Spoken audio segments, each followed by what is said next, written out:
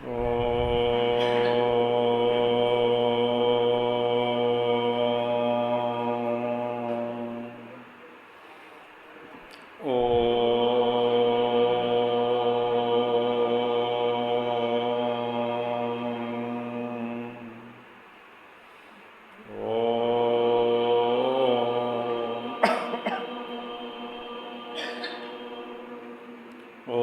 श्री गणेशाय नमः। ओम श्री सरस्वत्यै नमः। ओम श्री गुरुभ्यो नमः। ओम समस्तजनकल्याणे निरतं करुणामयं नमामि चिन्मयं देवं सद्गुरुं ब्रह्मविद्वरं सद्गुरुं ब्रह्मविद्वरम्।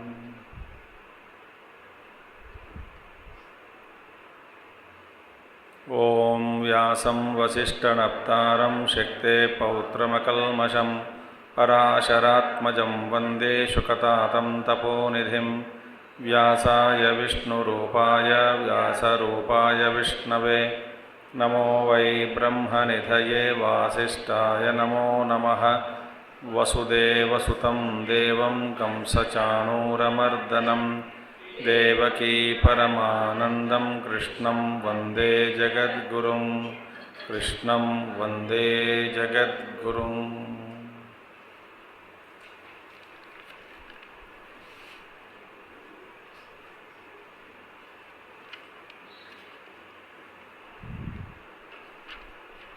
यदृच्छालाभसन्तुष्टः द्वन्द्वातीतो विमत्सरः समसिद्धावसिद्धौ च कृत्वापि न निबध्यते। तो यदृच्छा लाभ संतुष्ट मतलब क्या है, द्वंद्वातीत का अर्थ क्या है, विमत्सरः का अर्थ क्या है, समः सिद्धौ असिद्धौ च अर्थ क्या है, कृत्वा अपि निबध्यते न इसका अर्थ क्या है, हम सब कल भाष्य में कल देख चुके हैं। अभी आखिर में भगवान कहते हैं त्यक्त्वा कर्मफलासंगम इति अनेन श्लोकेन।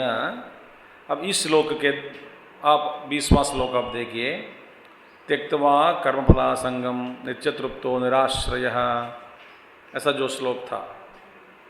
तो अनेन श्लोकेन इस श्लोक के द्वारा क्या है, यह प्रारब्ध कर्मासन आरभ माने जिस कर्म का माने कर्म का आरंभ हुआ, जिस कर्म का आरंभ हुआ कर्म माने प्रारब्ध, आरब्धम कर्म प्रकर्षेण।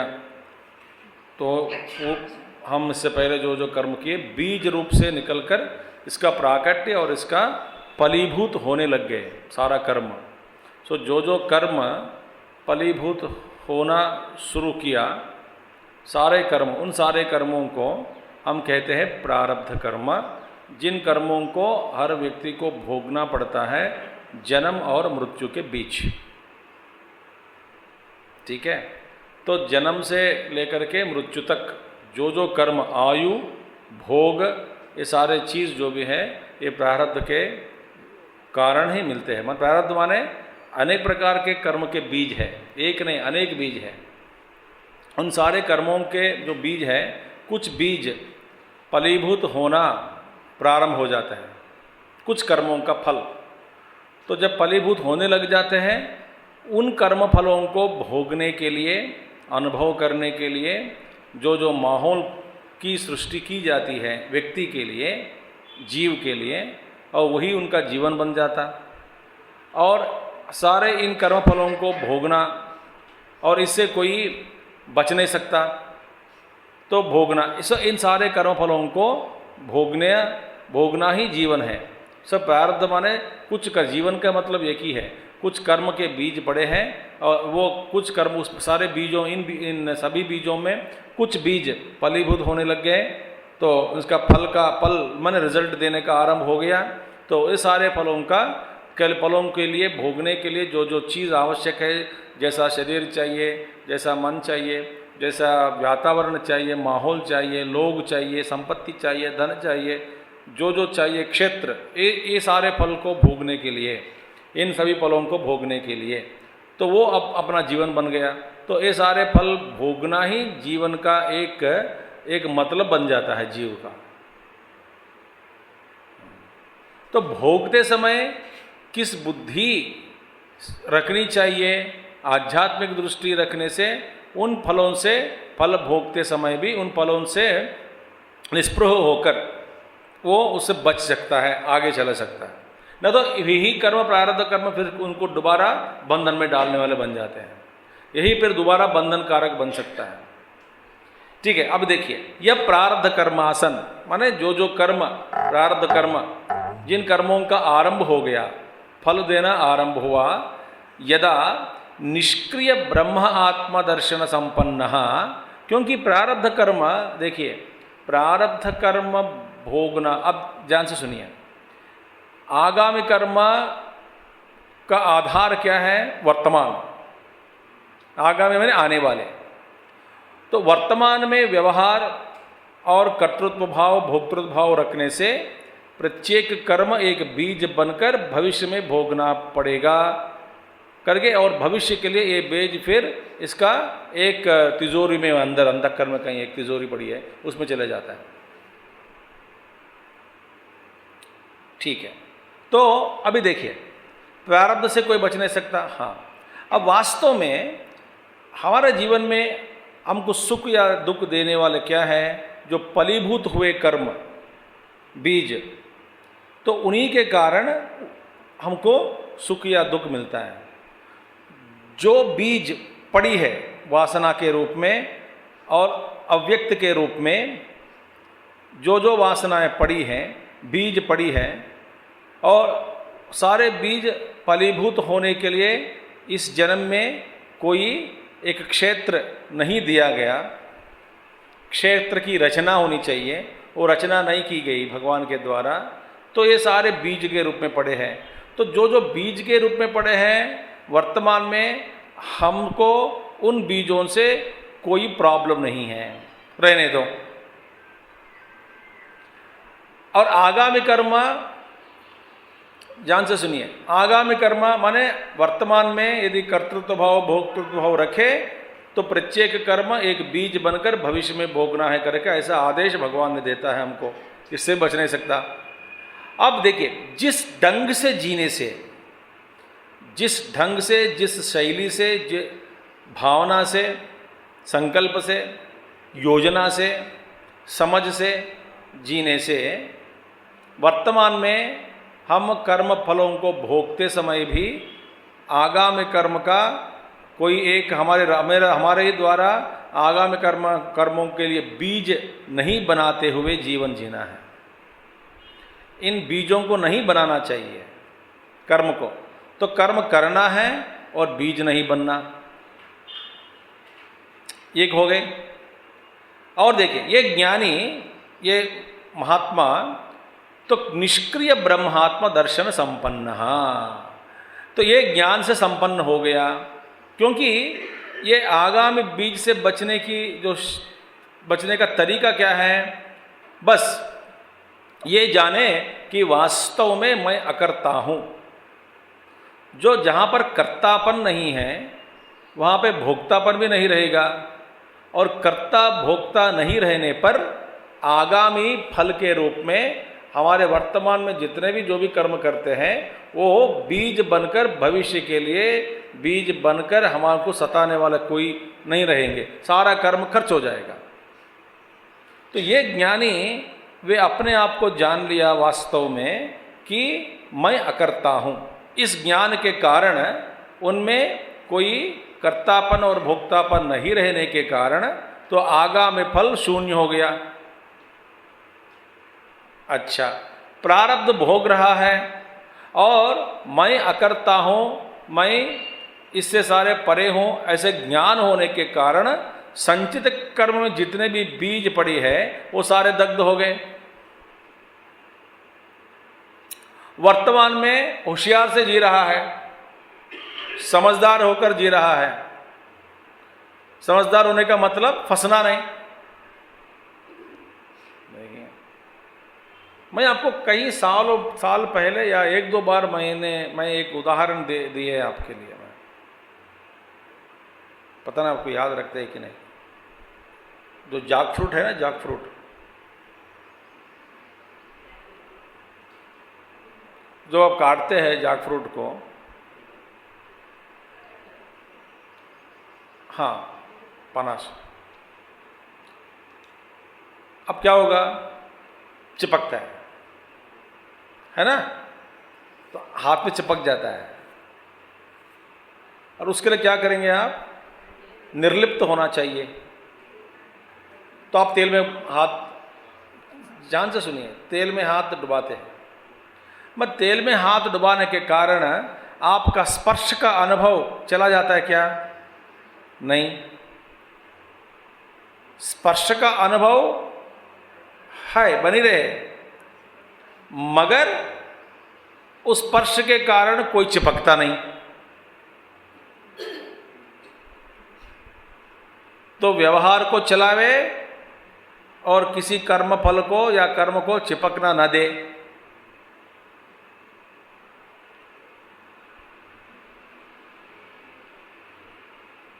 समझ आ गया बात, इसी को कहते हैं समझदार से जीना।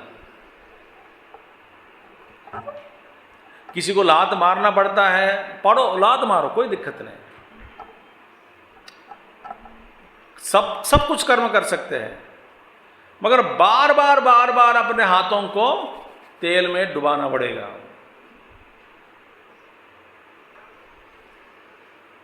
भूल गया, चिपक जाते हैं। अब जितने भी गम है, ये पदार्थ है, जो भी है, अब कर्म भी नहीं कर सकते हैं, मजा नहीं आता है कर्म करने में। तो हाथ में पूरा क्या है, ये वेदांत रस में मैं अपने आप को डुबा दिया, इसके कारण मेरे चेष्टाओं में बहुत सारे फर्क हो गया, और मैं क्या कहते हैं, निर्दय होकर मैं व्यवहार कर रहा हूं। क्यों, कोई स्पर्श नहीं है, कोई प्रेम नहीं है, सब मिथ्या है। नहीं भाई, कटु व्यवहार। क्यों भाई, मैं वेदांती बन गया, वेदांती बन गया तो कटु व्यवहार, ये नहीं। व्यवहार में स्निग्धता है, प्रेम की स्निग्धता भी है, मगर चिपकते नहीं और लोगों को चिपकने नहीं देते।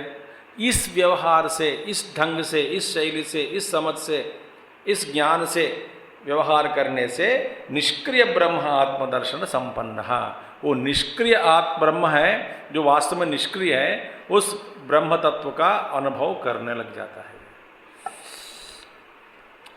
उस अनुभव से संपन्न हो जाता है। वो अनुभव से संपन्न हो गया, ब्रह्मानुभव से संपन्न हो गया, मैं अकर्ता हूं, ऐसे इस ज्ञान के द्वारा संपन्न हो गया, ज्ञान से संपन्न हो गया।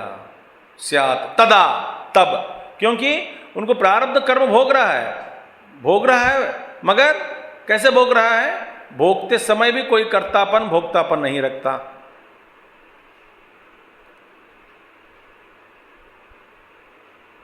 लालसा नहीं है या द्वेष नहीं है, कुछ चीज़ों पे कुछ ऐसे चीज़ है इनके प्रति लालसा, कुछ चीज़ ऐसे है उनके प्रति द्वेष, राग द्वेष युक्त व्यवहार हम करने से कर्म के बंधन में पड़ते जा रहे हैं।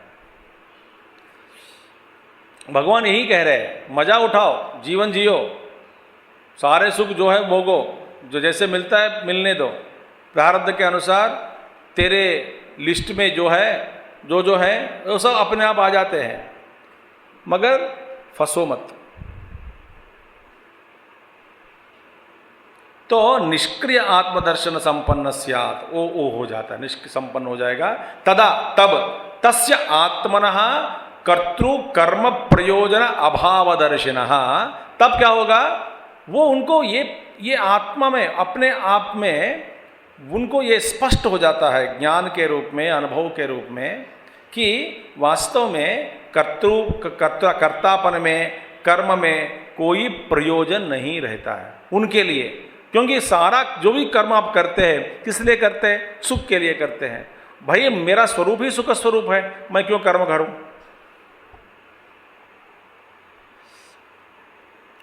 और आनंद, आत्म स्वरूप का जो आनंद इतना है कि मैं मस्त रह रहा हूं,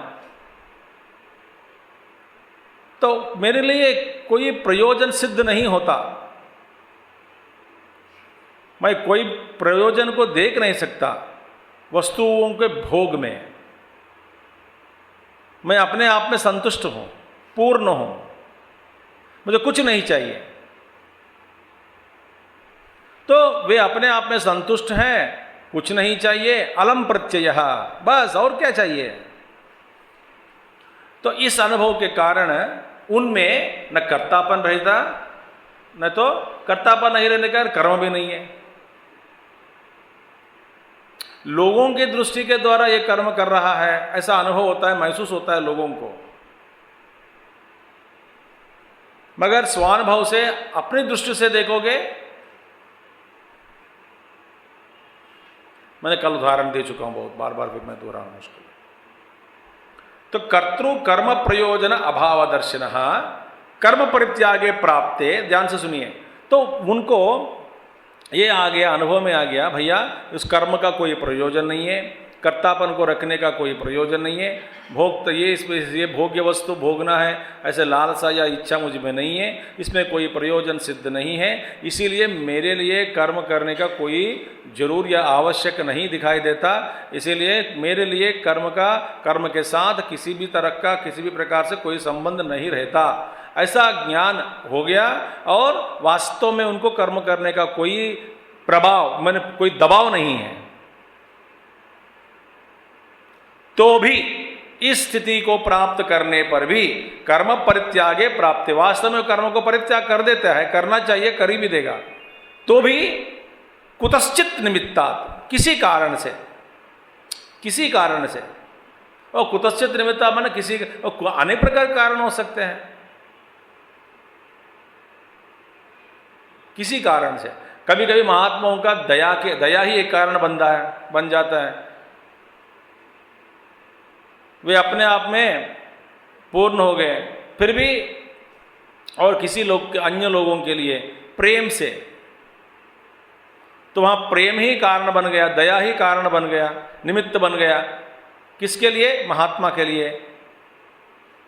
किस लिए? कर्म करने में। तो कुतश्चित निमित्ता, यानी तो कोई प्रबल कारण के कारण साथ, या प्रारब्ध, और प्रबल प्रारब्ध है, वे अपने प्रारब्ध से वो सादात में नहीं रखता, वो तो अलग हो गया। वे जानते हैं कि कर्म से कोई प्रयोजन नहीं है, फिर भी दुनिया की दृष्टि से करना पड़ता है।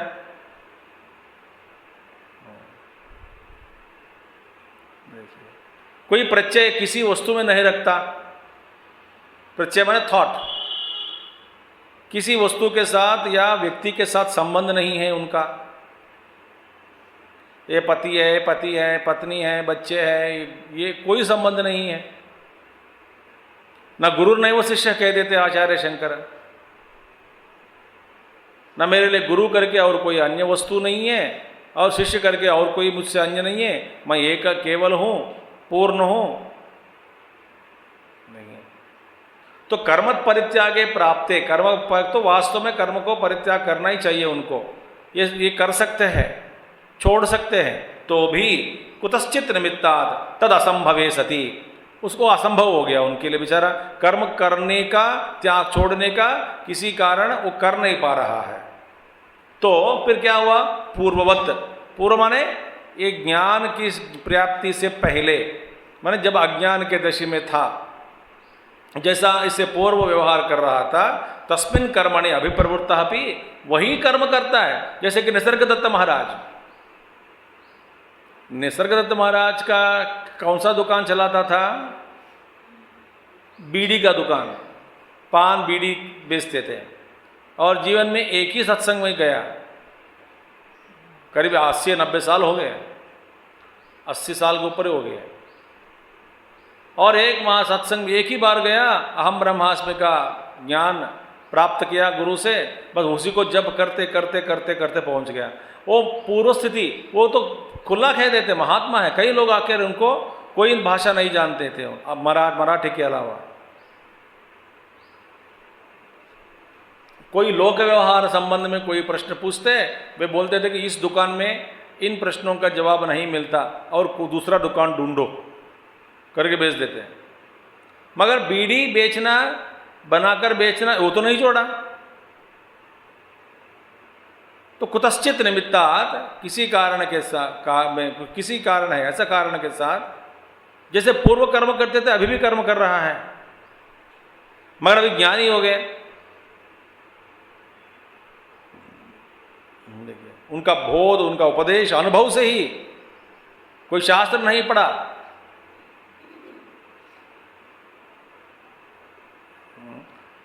तो पूर्ववत तस्मिन् कर्मणि अभिप्रवृत्तः अपि, जैसे पहले करते थे अभी भी ज्ञान प्राप्त करने के बाद, अनुभव के बाद भी उसी कर्म में लगे रहे, तो भी नैवे किंचित करोति सहा, वास्तव में वो कुछ नहीं करता।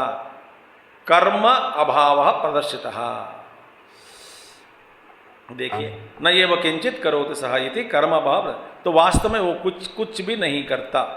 इसी को दिखाने के लिए इस श्लोक में भगवान का उपदेश था।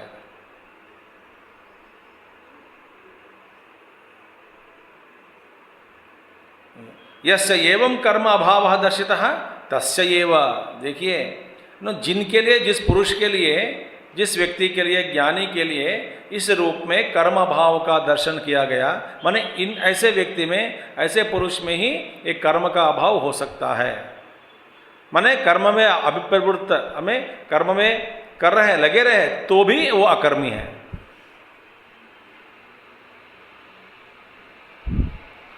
और पहले जिस भावना से करता था, अभी उससे ज़्यादा बेहतरीन भाव से करते हैं, लगे रहते हैं कर्म में। अब ज़्यादा ध्यान है कर्म में, शोभा है, कर्म करने का जो ढंग है उसमें शोभा है, देख सकते हैं लोग।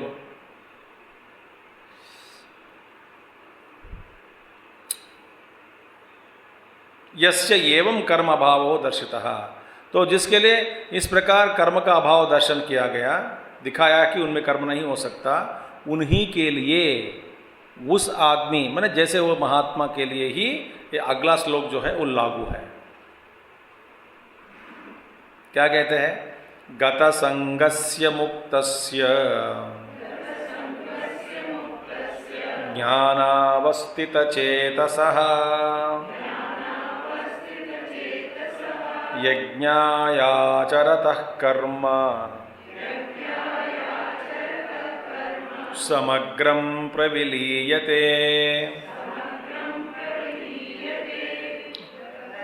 गत संगस्य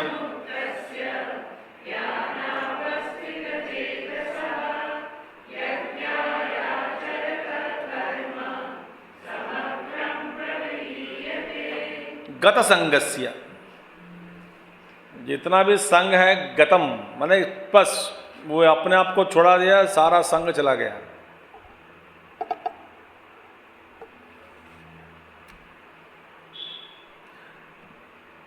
आध्यात्मिक दृष्टि से ही मैं, या योग प्रक्रिया के द्वारा या दृष्टि के द्वारा मैं उदाहरण एक देना चाहता हूं।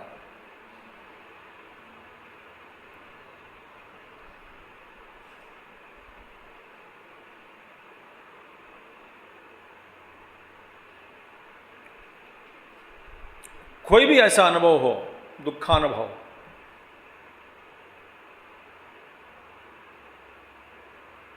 कोई भी अनुभव आपके लिए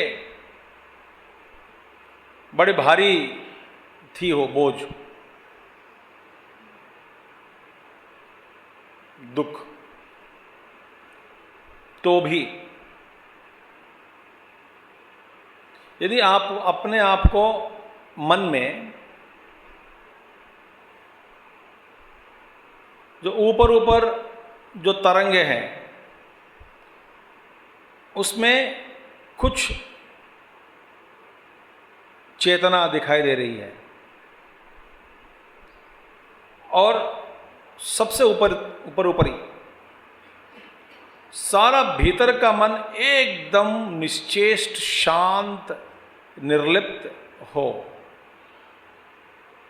और ऊपर जो कुछ चलन जो दिखाई दे रहा है आपको, वो भी लोक दृष्टि के कारण ही है, न बंधन के कारण, न संग भाव के कारण, न आसक्ति के कारण, ये कुछ नहीं है। कुछ स्पंदन दिखाई दे रहा है मन के ऊपर, ऊपरी भाव में, मगर अंदर 99% और उससे भी ज्यादा मन में एकदम ठसाठस भरा हुआ शांति। यदि आप ये अनुभव कर सकते हैं जीवन में, तब हम अपने आप से कह सकते हैं कि हम साधक हैं।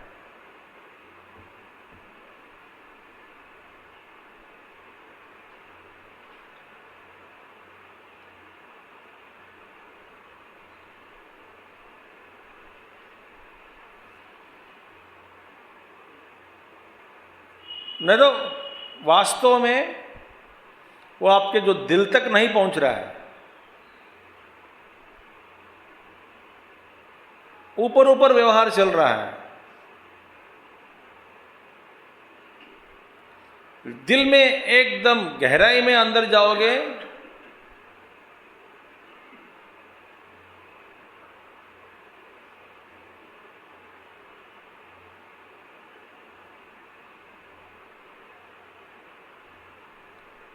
एकदम शांत।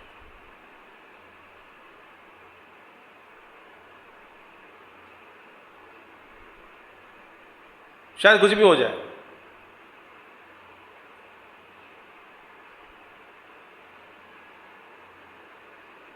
इस स्थिति को पाना कठिन तो है ही,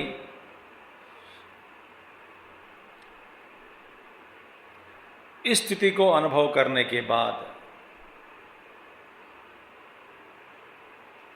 और ऊपर जो स्पंदन दिखाई दे रहा है वो भी तत्काल ही है। कुछ व्यवहार चलाना है जीवन में, उसके लिए है। आप जिसको प्रेम प्रेम कहते हैं वो प्रेम नहीं है। फिर महात्माओं का प्रेम में कोई लहर नहीं दिखते। हमारे प्रेम में सिर्फ फैन ही फैन है।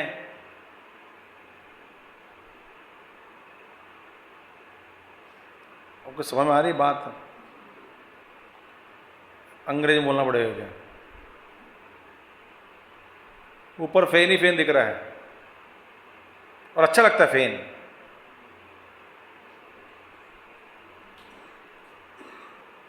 हमारा प्रेम ऐसा है।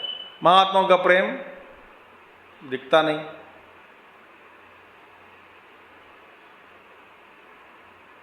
कभी दिखा सकते हैं महात्मा लोग, मगर महात्माओं का प्रेम को पाना यह आसान नहीं है।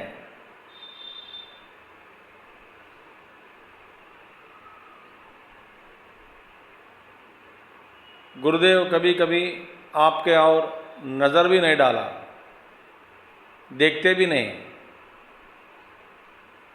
ऐसा अनुभव हमको हुआ बहुत बार मुझे। तो कभी पहले पहले लगता था कि तो गुरुदेव भूल गए क्या, हमसे प्रेम नहीं करते क्या। बाद में पता चला वो देखे या ना देखे आंखों से, वो तो है ही।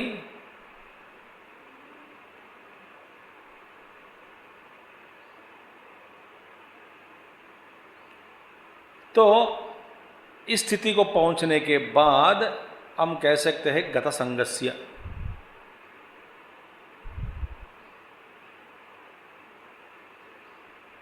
कोई शाश्वत नहीं है। नाम रूप गुण क्रिया विशेष संबंध कोई भी शाश्वत नहीं है। जीव के रूप में, चैतन्य के रूप में शाश्वत है।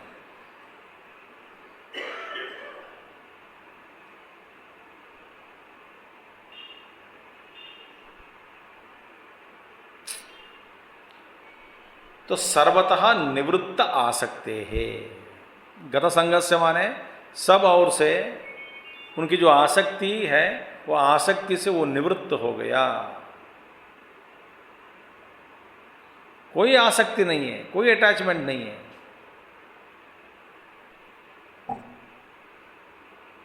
पर ये पाषाण है क्या? पत्थर है क्या? नहीं। प्रेम नहीं है क्या? खूब प्रेम है। आप जिसको प्रेम कहते हैं वो प्रेम नहीं है, वो फेन है।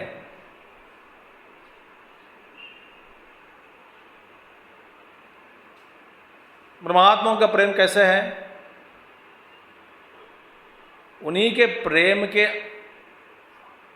जो सीमा है, प्रेम है, उनके प्रेम में ही हम सबको सिंचित कर रहा है।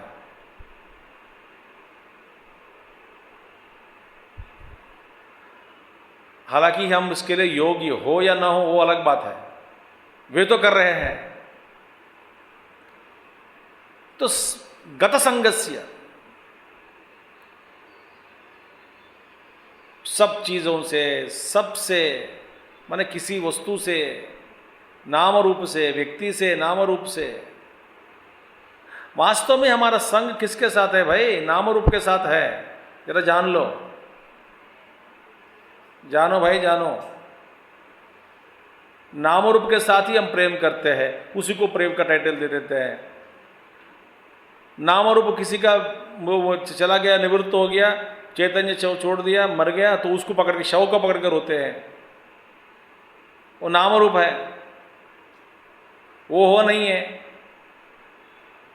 वो नाम के साथ रूप के साथ नाम भी चला गया।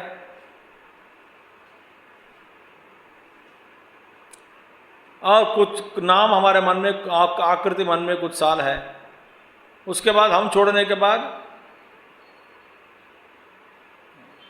चलो आप परदादा के परदादा के परदादा के परदादा का नाम बताओ।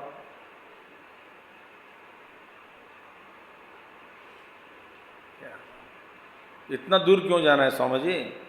पिताजी का नाम भी भूल गए सब लोग।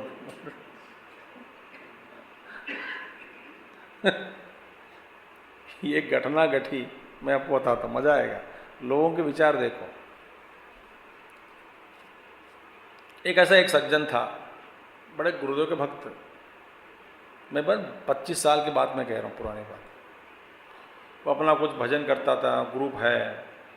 अब उनके साथ ही जो 70, वो तो 60 साल के उम्र जब मर गया तो ठीक है, उनके बड़े बड़े जो दोस्त है, प्यार से ग्रुप में, उनके ग्रुप में 70 साल के, 80 साल के भी है, अच्छे अच्छे लोग थे उनके साथ। ये बड़े दिखने में एक बड़ा परिवार जैसा दिखता था। मिलके काम करते थे, मिलके गाना गाते थे, भजन गाते थे, मंदिरों में बड़े बड़े प्रोग्राम्स भी दे चुके थे, 1 या 2 कैसेट्स भी निकाले हैं। ठीक है। इसका जो मूल व्यक्ति जो है, जो ग्रुप का कोऑर्डिनेटर, सबको सभी लोग उनसे प्रेम करते हैं। तो उनकी तस्वीर भी सब घरों में है। माने एक गुरु के रूप में नहीं है, मगर एक अच्छा एक सज्जन के रूप में, एक टीम लीडर के रूप में फोटो। तो एक दिन ये मर गया। मरने 15-20 दिन के बाद एक व्यक्ति, जिससे लोगों की दृष्टि में ये तो ये बड़े परिवार है, एक माने ये परिवार माने जैसे हम कहते चिन्ना में एक परिवार, ऐसा उसने जो मरा हुआ आदमी के बेटे के पास चला गया। एक दिन बोलता है, कल तुम्हारा पिताजी मेरे सपने में आया और मेरे से कहा कि ये तस्वीर तुमको देना है। किसकी तस्वीर? उनके पिताजी की तस्वीर। तो दोस्त का जो तस्वीर पड़ी थी घर पर, they don't want that photo also to remain. तो उसने क्या किया, तुम्हारे पिताजी मेरे सपने में आकर मुझसे कहा कि ये तस्वीर मेरी बेटी को दो। ये कोई विश्वास करता क्या? ये है प्रेम। नाम रूप से प्रेम करते हैं हम, याद रखना। मिट्टी से प्रेम करते हैं, अंदर जो बैठा है जीव, उससे प्रेम नहीं करते। भाई इतने शादी चल रही है और कम से कम बहुत सारे अभी आजकल डाइवर्स केस चल रहा है। क्यों? तो प्रेम है। प्रेम कहाँ है? I love you. तो किससे प्रेम करता बताओ? नाम रूप से या अंदर जो बैठा है जीव से, व्यक्ति से? तो नाम रूप से क्या नाम रूप बदल गया है, नाम रूप में परिवर्तन आ गया, अब तो प्रेम हट गया। तो गुणों से प्रेम करो,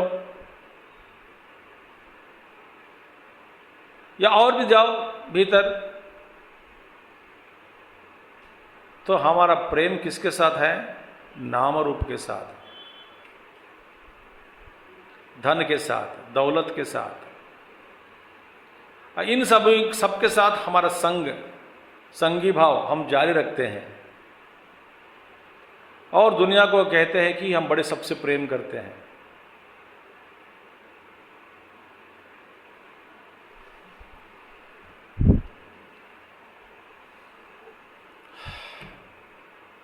इसलिए गुरुदेव ने कहा, देखिए, you can give without love,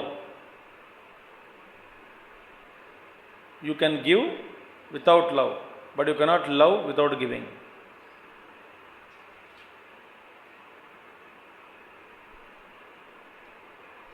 प्रेम के बिना देना संभव, मगर प्रेम अब यदि करते हैं वहां देना जरूरी होगा। जिससे प्रेम करते हैं उस व्यक्ति को कुछ ना कुछ देते हैं आप, वो जरूर वहां जरूरी है। मैं हर जगह जो देते हैं वो प्रेम से देते हैं, वो ये जरूरी नहीं है। आप प्रेम करते हैं माने कुछ ना कुछ आप देते हैं,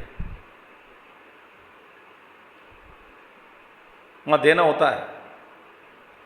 इसलिए प्रेम के बाद ही सैक्रिफाइस, त्याग दो कारण। त्याग माने अपने पास जो है, जो लोगों को जिससे हम प्रेम करते हैं उनको देते हैं, बांट देते हैं प्रेम से, हमारे कोई दुख नहीं होता। और ज्ञान के कारण वैराग्य होता है, तभी भी त्याग नहीं होता है। तो आप प्रेम करते हैं, आप त्याग देते हैं। आप में ज्ञान है तो त्याग होता है, क्योंकि ज्ञानी भी त्याग देते हैं, प्रेमी भी त्याग देते हैं।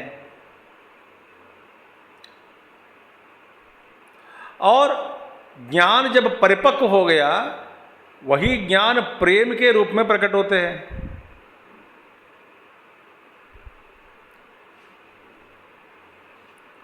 परिपक्व ज्ञानम, तो प्रेम के रूप में प्रकट होते हैं।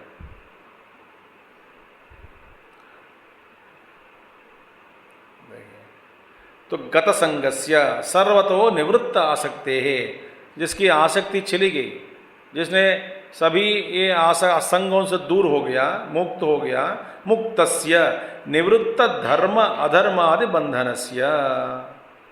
ये धर्म भी एक बंधन है, अधर्म भी एक बंधन है। ये धर्म से भी वो मुक्ति पा लिया, अधर्म से भी मुक्ति हो गई उनकी। माने धर्म और अधर्म के चक्कर में नहीं पड़ता।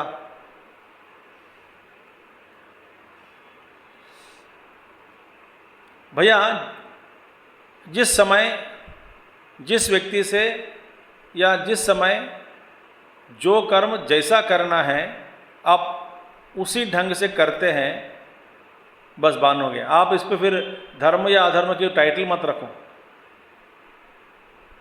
क्योंकि जिस समय जो कर्म या जिस समय जिस व्यक्ति से जैसा व्यवहार करना है, माने समयोचित व्यवहार, उचित व्यवहार, समय के अनुसार, संदर्भ के अनुसार उचित व्यवहार। उचित व्यवहार एक ही उचित व्यवहार हो सकता है सूक्ष्म दृष्टि को पाने के बाद। उस व्यवहार को यदि आप लागू करना, चलाना शुरू किया तो आप बन जाते हैं सूक्ष्म दृष्टि वाला। मगर हमको क्या है, किस समय किस व्यक्ति से कैसा व्यवहार करना है, ये ज्ञान हमारे पास नहीं है। इसलिए हमको शिक्षा देना पड़ता है कि ये धर्म है, ये अधर्म है।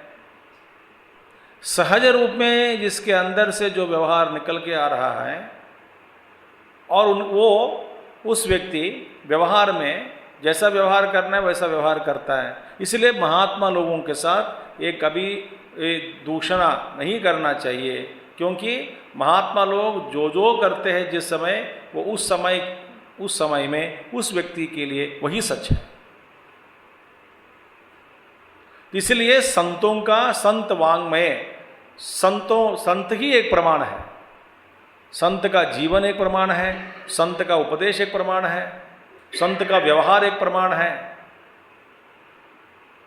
जब आप संतों से रहते हैं, कोई फिर दोबारा वेद पढ़ना या ना तो धर्मशास्त्र पढ़ना इसका कोई जरूरी नहीं है, क्योंकि उनका व्यवहार देखते ही आपको सब पता लग जाता है। क्योंकि वे खुद शास्त्र पढ़े या ना पढ़े, मगर शास्त्र से विरुद्ध आचरण कभी नहीं करते।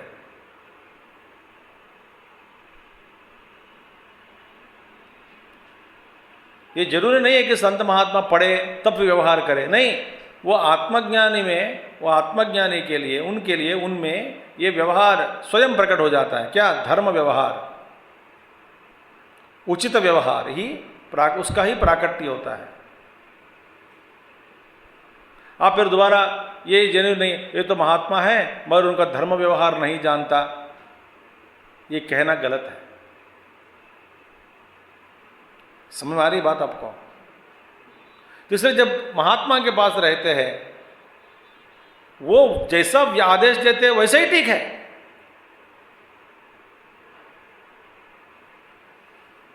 सिर्फ महात्माओं के समक्ष में अपना कोई नियम लागू नहीं रखना चाहिए।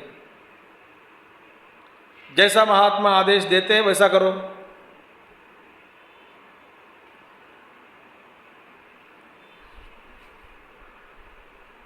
मैं प्याज नहीं खाता हूं, वो नहीं खाता हूं, ये नहीं खाता हूं, मगर बड़े महात्मा जी के समक्ष में बैठ गए, वो जो खिलाया प्रेम से वही प्रसाद है।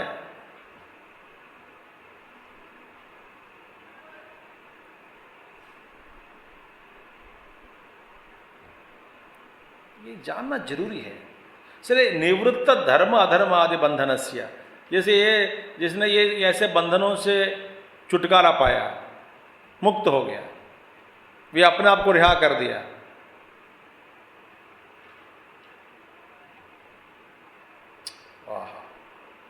तब क्या होगा?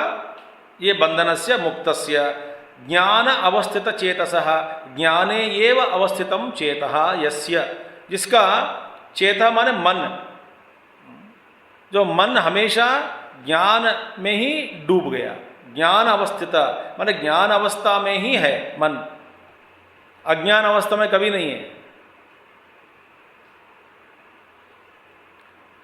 देखिए और एक बात है, और थोड़ा गहरे जाएंगे। कोई भी ज्ञान अनुभव के रूप में प्राप्त करने के बाद वो कभी अपने से दूर नहीं हटता।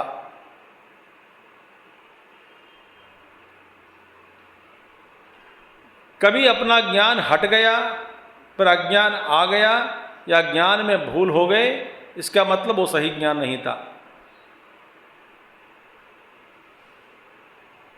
जैसा कि आग जलता है, वो कभी भूलते नहीं। आप भूल देते क्या? कभी नहीं भूलते। मुझे तैरना नहीं आती इसलिए मैं पानी के अंदर नहीं जाता हूं, नहीं जाना चाहिए, तो ये ज्ञान हमेशा है। देखिए, मैं स्त्री या पुरुष, ये ज्ञान हमेशा है।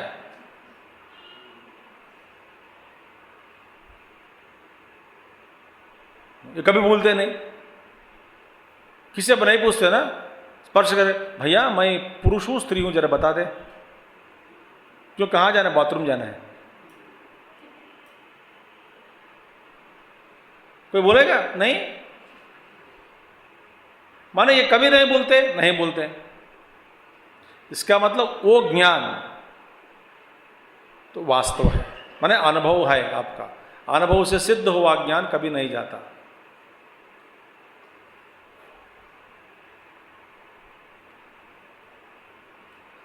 अंदर में वो प्रकाशित होता रहता है, प्रकाश के रूप में प्रज्वल है।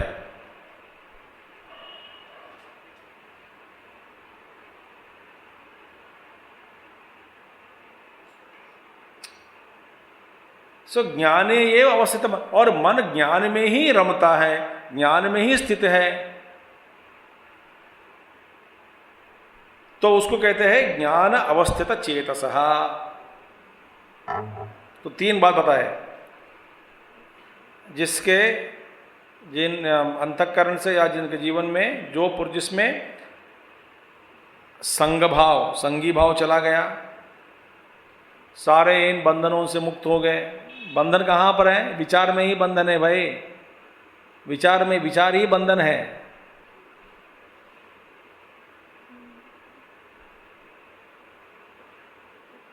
वृत्ति ही बंधन है, इसके अलावा बंधन कहीं नहीं है।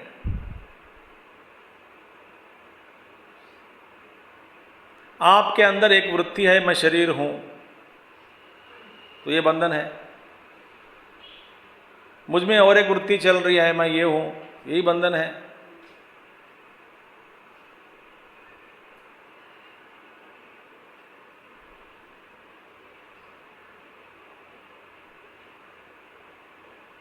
वृत्ति ही बंधन है। तो निवृत्त धर्म अधर्मादि बंधनस्य। और तीसरा क्या था? ज्ञान अवस्थित, जिनका मन ज्ञान में ही है, स्थित है, ऐसे व्यक्ति को, यस्य सह, वह व्यक्ति, अयम ज्ञान अवस्थित चेता तस्य यज्ञाय यज्ञ निवृत्त्यर्थम। यस्य माने अयम, अयम माने ज्ञान अवस्थित चेता, जिसका जो, जिसकी स्थिति है ज्ञान में ही स्थिति है, जिसका मन ज्ञान में ही बैठ गया, ज्ञान एव अवस्थितः मनः, तो ज्ञान अवस्थित चेता तस्य, उनके लिए, और उन्होंने यज्ञाय यज्ञ निवृत्त्यर्थम माने यज्ञ करने के लिए, यज्ञ भाव से कर्म करने वाले को, यज्ञ निवृत्त्यर्थम आचरितः निर्वर्तयतः कर्म, माने वो क्या करेगा? वास्तव में ऐसे व्यक्ति माने गत संगस्य मुक्तस्य ज्ञान अवस्थित चेतसः, ये तीन कारण। और वो व्यक्ति क्या करेगा? यज्ञ निवृत्त्यर्थम आचरतः निर्वर्तयतः कर्म, तो यज्ञ के लिए ही कर्म करते हैं वो। यज्ञ माने तीसरा अध्याय में हमने देखा है। यज्ञ माने, और एक फिर बता देते हैं, समष्टि भलाई के लिए।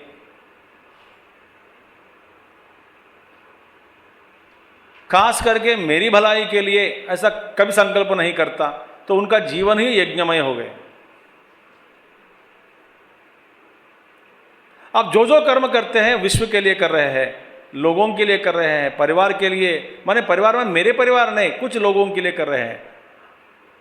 कुछ लोग परिवार के रूप में प्रकट हो गए आगे जीवन में, कुछ लोग नेबर के रूप में, पड़ोसी के रूप में, कुछ लोग ये देशवासियों के रूप में, पशु पक्षादि के रूप में।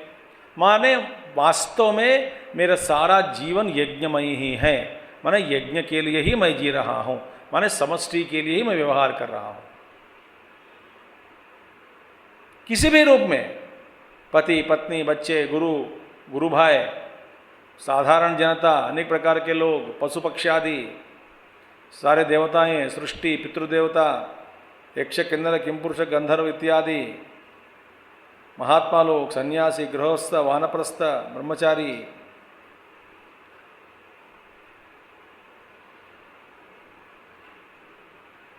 तो मेरा जीवन देना ही देना है, बस मांगना नहीं किसी से। माने अहंकार नहीं, मांगना नहीं, माने मेरे स्वार्थ के लिए मैं कुछ नहीं मांगता हूं। पर अन्न आप जब मांगते हैं, स्वार्थ है कि नहीं? नहीं भाई, क्योंकि अन्न शरीर को चलाना है, रखने के लिए शरीर है तभी मैं सेवा कर सकता हूं। तो वास्तव में ये शरीर भी मेरा नहीं है।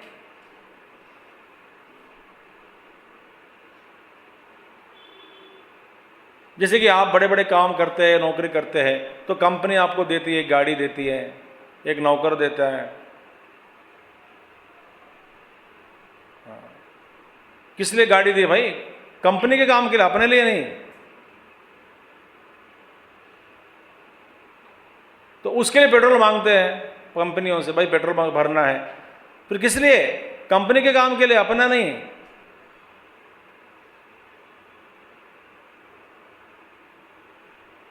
अब आप समझ में आ गया बात है। फिर मैं स्वामी जी मैं भी बनना चाहते हूँ, ये बड़े महात्मा, ग्लोबल लेवल, यूनिवर्सल लेवल, ऐसे ऐसे बड़े बड़े उत्कृष्ट कर्म करना चाहता हूँ। भाई तुम जिस कर्म के लिए अधिकारी है भगवान वही कर्म देता है।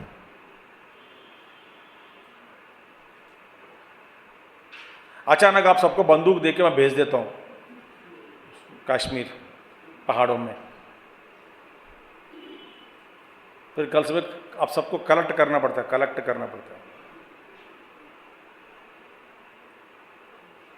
कोई जिंदा नहीं रहेगा, वहां पे ऑल्टीट्यूड अलग है,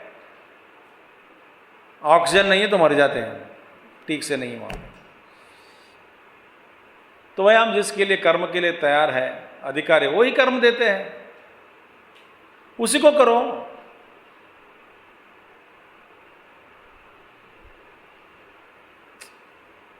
सब सोच सकते हैं कि इससे भी बेहतरीन कर्म है, इससे भी महात्मा लोग बहुत बहुत है, और उत्कृष्ट स्थिति, और उत्कृष्ट। भाई तुमको जो काम कर्म किया दिया वो करो ना। मैं भी गुरुदेव चिन्मयानंद जी के जैसे घूमता हूँ सारे पृथ्वी, या तो गुरुदेव जैसे घूमता हूँ पूरा। भाई तुमको जो कर्म दिया वो करो ना। क्या खुजली हो रही है मन में तेरे को?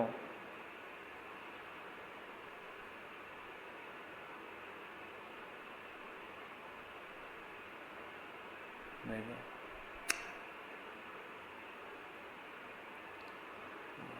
वो यज्ञ हो गया। यज्ञ निर्वृत्त्यर्थम आचरतः निर्वर्तयतः, जो निर्वाह करते हैं उनके लिए कर्म समग्रम, समग्र माने अग्र माने फल। देखिए अग्र का मतलब फल है, अग्रम माने सह अग्रेण, सह अग्रेण माने अग्र माने फल, सह अग्रेण फल के साथ। समग्र माने समग्र, हिंदी का समग्र नहीं है,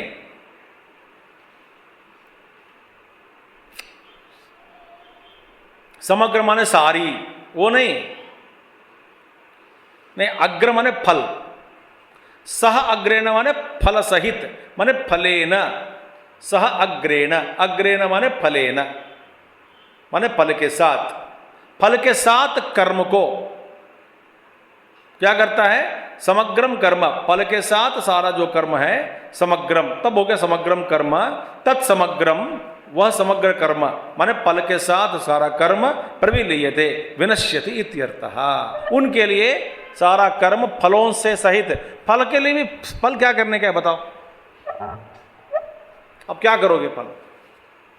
अब एकदम बिल्कुल डायबिटिक पेशेंट है, सुबह से लेकर के सारे लोग आपको डिब्बे के बाद डिब्बे स्वीट की डब्बे दे रहे हैं, आपको हाथ में दे रहे हैं, क्या करोगे आप?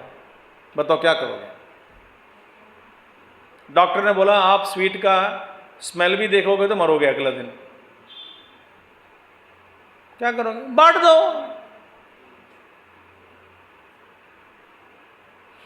माने आप इसके लिए अधिकार नहीं, छोड़ देते हैं। तो कर्म प्रविलीयते समग्रम, फल के साथ। अब इन फलों के साथ मैं क्या करूं? मुझे कुछ नहीं चाहिए, कोई भी फल नहीं चाहिए भाई, मैं क्या करूं?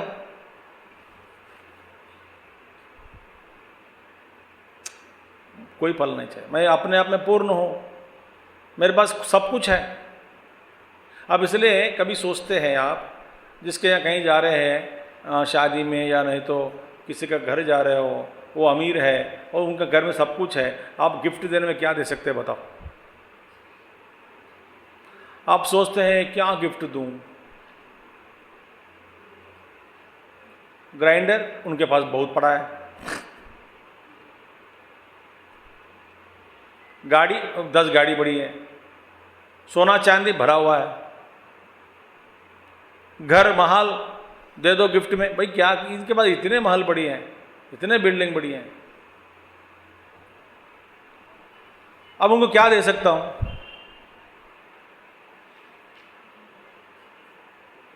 आप जो कुछ भी देंगे क्या उसके लिए कोई कीमत ही नहीं है।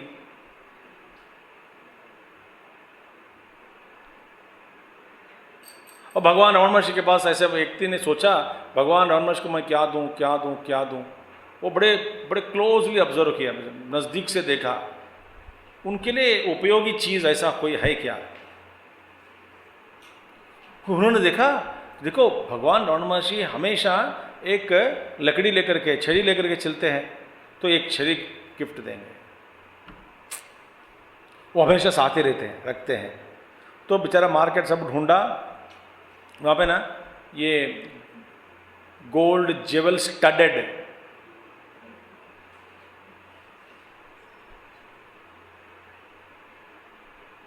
रत्नानी उसमें लकड़ी में लगा देंगे, सारी छड़ी चमक रही है।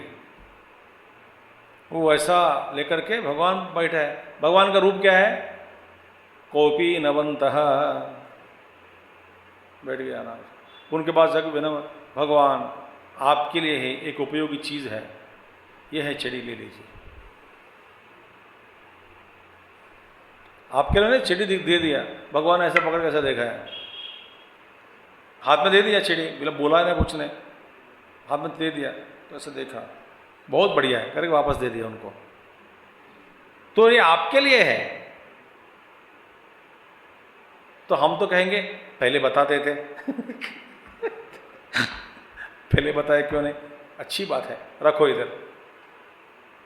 उसने कहा, भगवान रमण महर्षि ने ऐसा नहीं कहा, उन्होंने कहा मेरे लिए कोई आवश्यक नहीं है। फिर बोले कि ऐसे इतने महंगी चीज़ है, मैं क्यों उठाऊं, और हमेशा मेरा मन उधर जाएगा। उसने दिया, कोई चीरना नहीं, कोई चोरी नहीं करना, और कहीं रख के भूल गया। ये अभी मेरे पास जो लकड़ी है वो पीछे दौड़ दौड़ के दे देते हैं छोड़ भी दिया, उठा के ये आपके चीज़ें ले लो। हम इस चीज़ को फिर पूछोगे कि मैंने जो छड़ी दी यूज़ नहीं करते हैं आप? हाँ, अच्छा, कुछ लोग ऐसे हमको देते हैं ना कुछ जो भी देते हैं ना, ये उंगली घर समझ आप यूज़ करना है मैं बोलता हूँ हाँ जी हाँ, 2 दिन पहले भी हुआ है गावटी में, आप ही यूज़ करना है। वो तो वेरी गुड, आप अम्मा जाने के ब्रह्मचारी को दे दिया तो ये रख तू, क्या कर? मैंने बोला मैं दिया ऐसा मत बोला अम्मा को, ठीक है? हाँ ठीक है, क्या करना, भगवान दे दिया वापस। बोले फिर देखो ये सही से, फिर क्या उन्होंने कहा, इस लकड़ी के लिए, इस लकड़ी का सहारा ये लकड़ी है, इस लकड़ी का सहारा ये लकड़ी है भाई, दोनों लकड़ियां हैं, ये भी जलेगा ये भी जलेगा।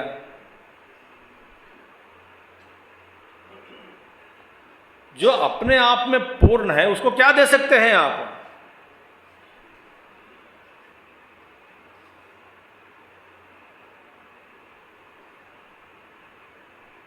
उनकी उपयोगी चीज कुछ है क्या? कुछ है ही नहीं। अब कितने चीज देंगे? और एक यूज करते हैं और बहुत सारे वही चीज देते तो दे देते हैं महात्मा लोग। तो इसीलिए कर्म समग्रम प्रविलीयते विनश्यति, कर्म फल सहित सारा विलीन हो गया, विनश्यति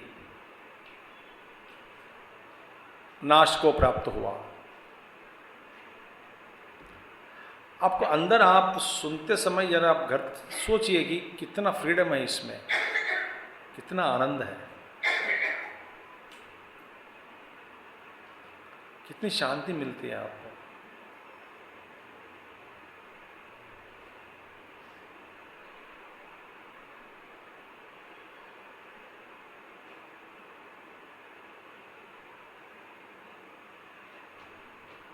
अच्छी, मजा लगता है। एक महात्मा जी थे, बड़े महात्मा जी थे, उनका गीता मकरंदम कर किताब है अभी, एग्जॉस्टिव कमेंट्री ऑन गीता। वो हमेशा अपने प्रवचन में कहते थे कि आप ध्यान का अभ्यास कीजिए, ये ममताओं को थोड़ा छोड़ करके व्यवहार में थोड़ा डिसिप्लिन ला करके, क्रम शिक्षण संस्कृत में एक क्रम को सिखाना चाहिए। आप ध्यानाभ्यास में बैठोगे और ध्यान में आपको बहुत रुचि मिलती है, अंदर जाइए और अंदर जाइए, और आपका स्वरूप ही आनंद है। काहे का आप आनंद बाहर ढूंढते हैं, भी कहते थे। और कहते कहते वो आंख बंद कर बैठ जाते हैं। हजारों लोग सुनते थे उनका गीता प्रवचन, हजारों लोग। उन जमाने में कोई बड़े बड़े कटआउट पोस्टर ये कुछ है ही नहीं।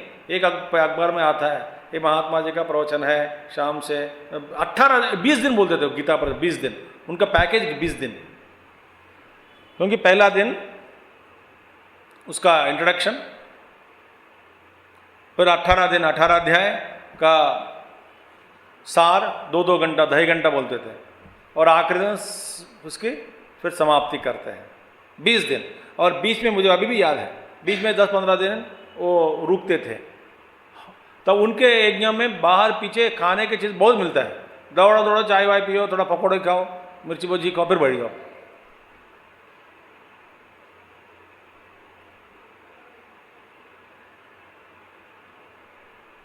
वो वहीं बैठते थे। थोड़ा चंचलता है ना, उसको भी समाप्त करके बैठ जाओ। फिर सब लोग जानते हैं 1 घंटा सुनना है, मिलेगा 10-15 मिनट, चाय वाय पी सकते हैं। बड़े मैदान में पीछे सारे दुकान। तो माने जिसको कुछ नहीं चाहिए आप क्या दे सकते हैं?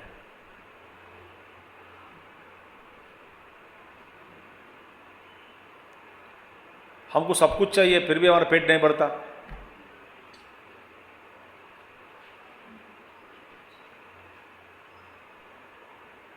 मैं और एक अनेक प्रकार मन को मत देखिए, ये सारा एक प्रयोगशाला है। पृथ्वी सारा एक प्रयोगशाला है।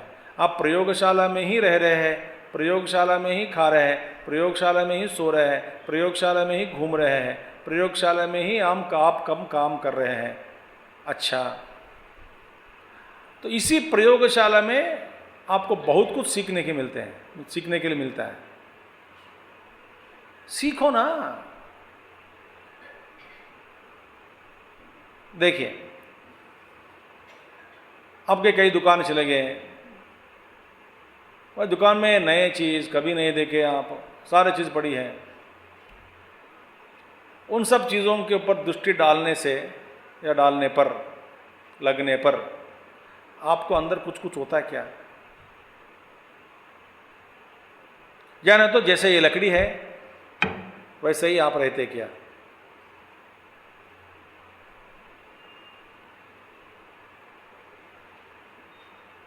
ये लकड़ी को हर दुकान लेके जाता हूँ। एक कहानी भी है, मैं महाभारत में तो मूल मुझे नहीं आया, मगर पता नहीं महात्मा जी बताते थे। कहानी क्या था, महाभारत युद्ध के बाद तो युधिष्ठिर जी भगवान कृष्ण को नमस्कार करके वे कहते हैं मैं तीर्थ यात्रा में चला जाऊंगा एक बार, कुछ 15-20 दिन के लिए, 1 महीने के लिए मैं तीर्थ यात्रा करके आऊँगा, सभी नदियों में थोड़ा नहा के आऊँगा, थोड़ा पुण्य कमाऊँगा, शांति मिलेगी। तो युधिष्ठिर जी ने कहा भगवान कृष्ण से, भगवान जी आप भी आ जाइए हमारे साथ, अच्छा लगेगा। भगवान कृष्ण ने कहा कि मैं तो नहीं आ सकता हूँ, तुम ये लौकी ले लाई, कि गोल गोल लौकी होते ना, गोल गोल लौकी, बड़ा लौकी ढूंढा, बोले लौकी ही मैं ही लौकी समझो, मेरे प्रतिनिधि है ये लौकी को लेके जाओ, और जहाँ जहाँ तुम नहाते हो साथ साथ में इसको भी घुमाओ। मैंने दबा के हर नदी में उसको भी थोड़ा पोछा लगाओ, तवलिया करो, चंदन लगाओ, फिर लेके आना। तो बेटा ये युधिष्ठिर जी ये लौकी को लेके जाता है, हर क्षेत्र में चला जाता है, सब नदियों में डुबा के नहलाता है लौकी को भी। बड़े विनम्र भाव से यात्रा के समाप्त के बाद भगवान कृष्ण के पास आ जाते हैं और बोलते भगवान कृष्ण जैसे आपने आदेश दिया ये लौकी भी पवित्र हो गए, फिर आपको मैं वापस दे रहा हूँ, अब आदेश दीजिए। उन्होंने कहा भगवान कृष्ण ये तो बड़े महाप्रसाद है, ये लौकी ना सभी नदियों में डूब के आई, इसीलिए इसको काट के सब्जी बना के सबको खिलाओ। तो भैया जितने भी लोग हैं सबको सब्जी वो काट के टुकड़ा कर सब्जी बना के खिलाया। इतना कड़वा था कि पूछो मत, मुंह में डालते ही फेंक दिया, थू थू। युधिष्ठिर जी को फिर बड़े छोटापन हो गया बेचारा, उनको कि क्या है सर, किसने लाया सब्जी, कौन? भगवान कृष्ण के पास चला गया, आप ये क्या माया, आप ही माया करते हैं, आपने क्या किया? बोले भाई जिस लौकी के अंदर जो कड़वा है, कड़वापन थी, वो चले गए क्या इतने नदियों में नहाने के बाद भी? नहीं गई। इसलिए आदमी के अंदर कड़वापन रखकर जितने भी आप तीर्थ यात्रा घूमोगे कुछ नहीं होगा। अंदर परिवर्तन आ गया तो कहीं जाने का कोई जरूर नहीं।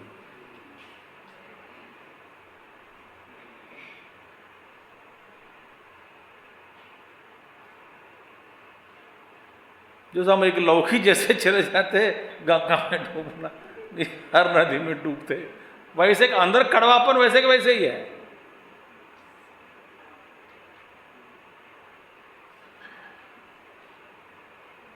कोई मीठापन आ जाती नहीं। गंगा में नहा के आए हो, मीठा हो गए? नहीं। फिर भी आस्तिक के बुद्धि बढ़ाने के लिए, श्रद्धा बढ़ाने के लिए, वहीं गंगा किनारे में माने नदियों, जहां जहां आप नदी के पास चले जाते हैं, एक रहस्य और भी है, वहां पे जितने भी आश्रम हैं, कोई ना कोई आश्रम में चले जाते हैं, नमस्कार करते हैं, खाना खा लेते हैं, महात्मा से मिलते हैं, उनके सत्संग से कुछ मिलता है। और महात्मा लोग नदी किनारे बैठते हैं।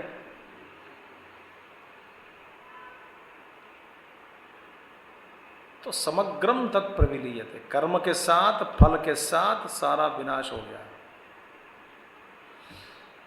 कस्मात् पुनः कारणात् क्रियमाणं कर्म स्वकार्यारंभम अकुर्वन् समग्रम प्रविलीयते इति उच्यते। अब देखिए क्या कारण है, क्योंकि कस्मात् पुनः कारणात् क्रियमाणं कर्म स्वकार्यारंभम अकुर्वत्। देखिए कर्म, सुनिए, कर्म हम करते हैं, क्रियमाणम कर्म, जो कर्म क्रिया जा रहा है, हाँ, कर्म का कार्य क्या है? फल।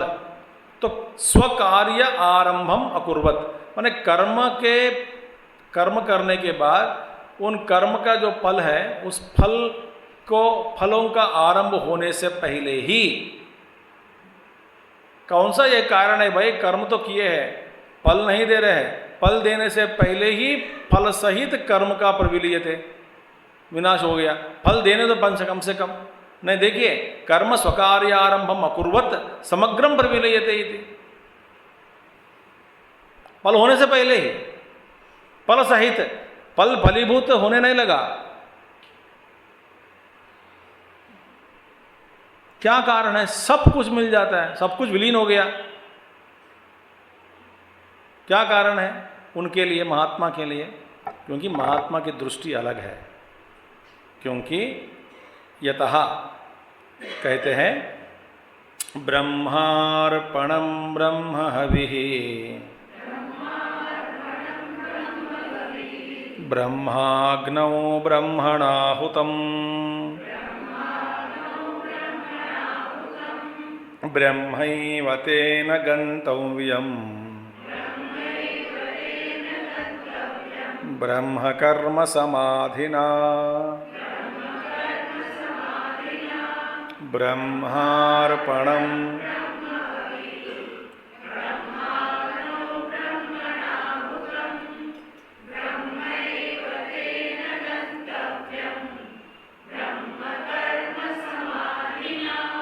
ये तो अद्भुत श्लोक है, विशिष्ट श्लोक है, सब जानते हैं, इसलिए छोड़ देते हैं। आप सब जानते हैं, हाँ जानते हैं, तो छोड़ देते हैं। नहीं नहीं नहीं, ठीक है। हाँ, अब देखिए, अब मैं आपको एक उदाहरण देता हूं। माने क्या संदर्भ क्या है, क्या कारण है? कस्मात् कारणात्, कौन सा यह कारण है? उनका सारा कर्म फल होने से पहले ही फल मिला, फिर बाद में उन फलों को त्याग दिया, ये नहीं। फल देने से पहले ही फल का भी विनाश हो गया, माने आपके लिए कोई फल नहीं मिलेगा।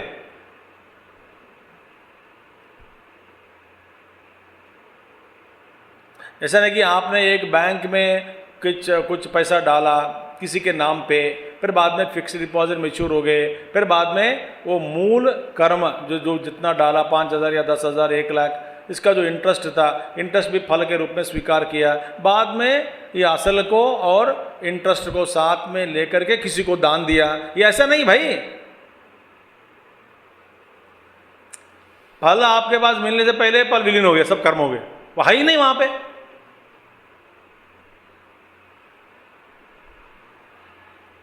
ये क्या कारण है इसके पीछे? देखिए, जैसे कि आप यूं कल्पना करें, कुछ कर्म करने के बाद कर्म का शेष भी नहीं है, कर्म का फल भी नहीं है। कर्म शेष है माने कर्म करने के बाद, जैसे कि यज्ञ हवन करते हैं, यज्ञ शेष रह जाता, कुछ हविस रह गई, कुछ घी रह गई, बड़ा हम कर्म करते हैं, वहाँ पे कुछ शेष नहीं है, फल भी नहीं है, और कर्म में भी विलीन हो गया। जैसे कि आप सोचो कि आप बाहर आइसक्रीम खाते हैं, आइसक्रीम खाने के बाद आपको आइसक्रीम किस में दिया जाता? कप में। तो कप खाते क्या? तो कप रह गया, चम्मच रह गया, है ना? आइसक्रीम खाया, इसका फल भी होगा कि नहीं? फल होगा। क्या होगा? या तो सुख या दुख। ज़्यादा खाने से दुख, कम खाने से दुख। खाने के बाद तृप्ति मिली, हाँ अभी बढ़िया मज़ा है। और कुछ खाओगे? नहीं। 1 घंटे के बाद पूछा और कुछ खाओगे? आइसक्रीम है क्या? तो आप जिससे पहले तृप्ति की बात आपने कही, तो वास्तव में वो तृप्ति नहीं थी। अच्छा, अब मैं आपको ऐसे उदाहरण दे रहा हूं, ऐसे आप समझाने के लिए बस। आप आइसक्रीम भी खाए और शेष भी नहीं रहा, कप नहीं रहा बाकी, और स्पून भी नहीं है, वो लकड़ी के जो स्पून जो देते हैं छोटा, वो भी नहीं रहेगा। कैसे? आप कोन का ये खून, अब उसमें क्या होता है, आप आइसक्रीम चाटते हैं और आपको कोन भी खाना पड़ेगा, तो आइसक्रीम न जीभ अंदर नहीं जाएगा, तो आप चाटते बैठेंगे, फिर आइसक्रीम खा लिया, तो माने साथ साथ सब कुछ चला गया अंदर। प्रविलीयते समग्रम, कुछ शेष भी नहीं है। आप ऐसे खाने के बाद आप भूल ही गया खाया करके और सो गए, आपके फिर कर्तापन नहीं रही, फल भी नहीं था, शेष भी नहीं है, सब कुछ विलीन हो गया। अब यूं कल सोचो कि आपकी याद भी नहीं है खाया करके,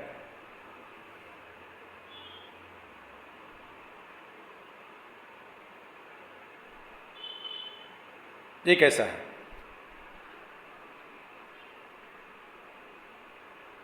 मजा है कि नहीं? आप चॉकलेट खाते हो, चॉकलेट में फिर रैपर छोड़ देते हैं, माने हमारे सारे कर्म में कर्म, कर्ता, क्रिया, फिर इंस्ट्रूमेंटल, बहुत बड़े अनेक सारे एक्सेसरीज, कारक, अनेक प्रकार की चीज़ है। इन सभी वस्तुओं से कर्म करते हैं, फिर कर्म का फल है, कर्तृत्वापन है, भोक्तापन भी है, फल भी मिलेगा, संतोष असंतुष्टि हो जाएगा, या जिसके कारण और कर्म करेंगे। ये सारे झमेला की झमेला वैसे के वैसे रहेगा। भगवान कहते हैं भाई ऐसा कर्म करो कि कुछ भी नहीं रहता, नो शेष।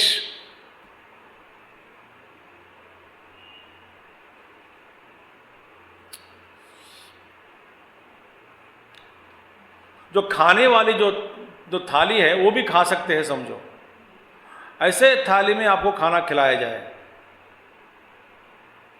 तो खाना भी खा लिया, इसका जो आधार है, कारक है, जो एक्सेसरी है उसको भी खा लिया, सब कुछ हो गया, हाथ धो लिया।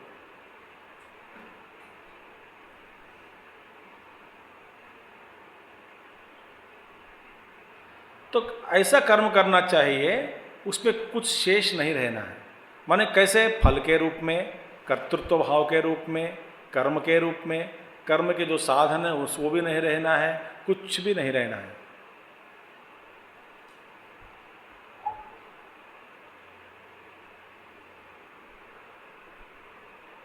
सब विलीन हो गए।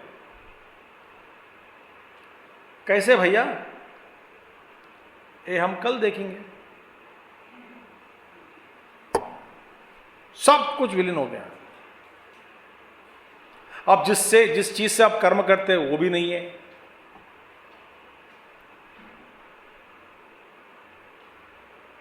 मैंने कर्म किया, अहंकार नहीं है, फल भी नहीं है, क्रिया भी नहीं है, साधन भी नहीं है, कुछ भी, सब कुछ चला गया। भगवान कहते हैं ऐसा कर्म करो तो फंसोगे नहीं। अब आइसक्रीम खा करके डब्बा रखा, याद आती है कि नहीं मैंने आइसक्रीम खाया करके? हाँ, बच्चों से हम क्या करते हैं, कुछ डब्बे ऐसे हैं कि हम अंदर चीज़ खाने के बाद डब्बा रख सकते हैं, पर डब्बा रखा तो बच्चों को से प्रॉब्लम होता है। वो देखेगा डब्बा, ये डब्बा मम्मी आप अंदर पड़ी है नहीं नहीं, तो फिर बोलते डब्बा फेंको। जब तक डब्बा है, डिब्बा है घर पे, तब तक इन्हें यादें थी, तो याद को मिटाना है, डिब्बा फेंक दो। करते हैं कि नहीं हम? डिब्बा को भी नहीं रखना चाहिए घर पे।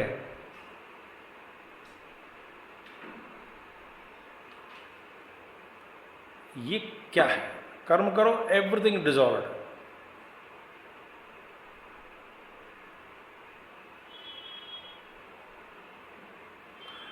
भूत माने भूत, पता है भूत को देखा कभी आपने? हाँ, मैं आपको अभी इसी वक्त भूत का दर्शन करा सकता हूं, कराऊं?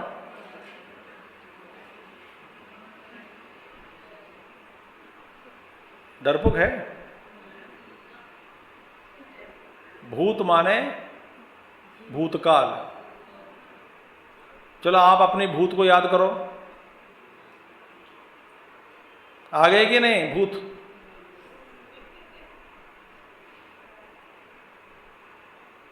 याद है माने क्या क्या कर्म कब किया, कैसे किया?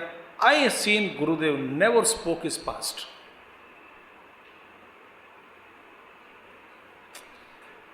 His past it was revealed through different sources, but he never told much about himself. एक था।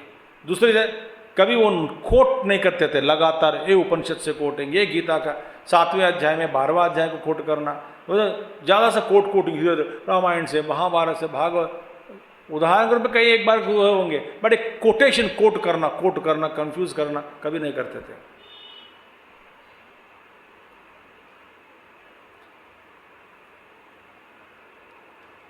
ये सारे भूत जो भी है उसको भूलना चाहिए। भूलना चाहिए माने ज्ञान के रूप में उपलब्ध होना चाहिए। अनुभव से सिद्ध हुआ, अनुभव से सिद्ध हुआ ज्ञान, वो आ जाएगा।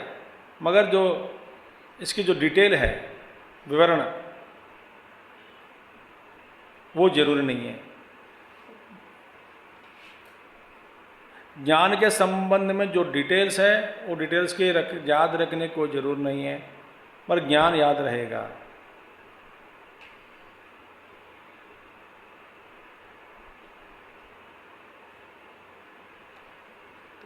देखेंगे कल क्या है।